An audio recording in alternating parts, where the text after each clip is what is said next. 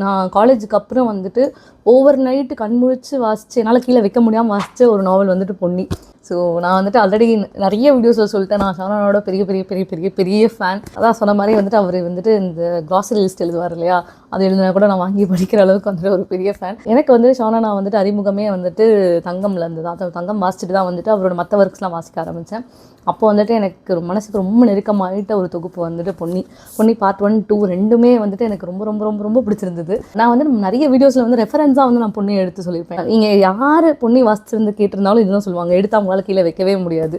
அதனால் வந்துட்டு இன்றைக்கி நம்ம கொஞ்சம் படிச்சுட்டு வச்சுட்டு நாளைக்கு எடுக்கலாம் அப்படிலாம் நினச்சலாம், நீங்கள் இந்த புக்கை எடுக்கவே முடியாது.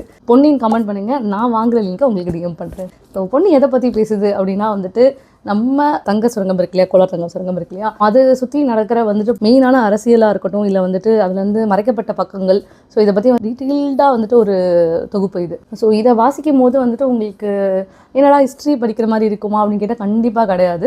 ஏன்னா வந்துட்டு அவர் எடுத்திருக்க விஷயம் வந்துட்டு கொஞ்சம் உண்மை விஷயம் எடுத்து அதில் வந்து அழகாக வந்துட்டு ஒரு புனைவான கதையை சொல்லியிருக்காரு. ஸோ எனக்கு இதில் ரொம்ப ஃபேவரட்டான விஷயம் வந்து பொன்னி, நம்மளோட ஹீரோயின். ஒரு ஹீரோயின் சென்ட்ரிக்கான இருக்க புக்கை வந்து நான் இவ்வளோ ஹைப் பண்ணக்கூடாது, அது நார்மலைஸ் ஆகணும், ஆமாம் தானே, அதனால் வந்து நான் அதை வந்து ஒரு பெரிய விஷயமா சொல்ல மாட்டேன். ஆனால் அதை வந்துட்டு ரொம்ப அழகாக பண்ணியிருக்காரு நம்ம Shanana. It's a beautiful story. And இதில் வந்து பார்ட் 1 அண்ட் பார்ட் 2 ரெண்டுமே வந்துட்டு எனக்கு ரொம்ப ஃபேவரட். எனக்கு வந்து இன்னும் சொல்ல போனால் வந்துட்டு பார்ட் 1 விட பார்ட் 2 எனக்கு ரொம்ப பிடிச்சிருந்தது. காரணம் வந்துட்டு அதோட எடிட்டிங் பயங்கர ஃபாஸ்ட்டாக இருக்கும். உங்களுக்கு வந்து தேவையில்லாமல் ஒரு லைனோ ஒரு வார்த்தையோ கூட வந்துட்டு இல்லாத மாதிரியான ஒரு எடிட்டிங். அது கூடவே வந்துட்டு பார்ட் 2 நம்ம ஹாலசியனோட பாடல்கள் இருக்கும். எனக்கு வந்துட்டு அதுவுமே ரொம்ப ரொம்ப ரொம்ப பிடிக்கும். எனக்கு அவரோட பங்களிப்பு இந்த புத்தகத்தில் வந்து இட் பிகேம் லைக் சரி ஆன் த டாப் அப்படிங்கிற மாதிரி இருந்தது. இப்போ வந்து பொன்னி வந்துட்டு ஒரு புது கவரோட வந்துட்டு ரிலீஸ் பண்ணியிருக்காங்க யாவரும்லேருந்து. லுக்கத்த கவர் இவ்வளோ ப்ரிட்டியாக இருக்குது. அண்ட் இது தெரியுதா அவங்களுக்கு வந்துட்டு, இது வந்துட்டு கோல்டு லைன் தெரியுதா, இது வந்து Ponni. So such a beautiful cover design.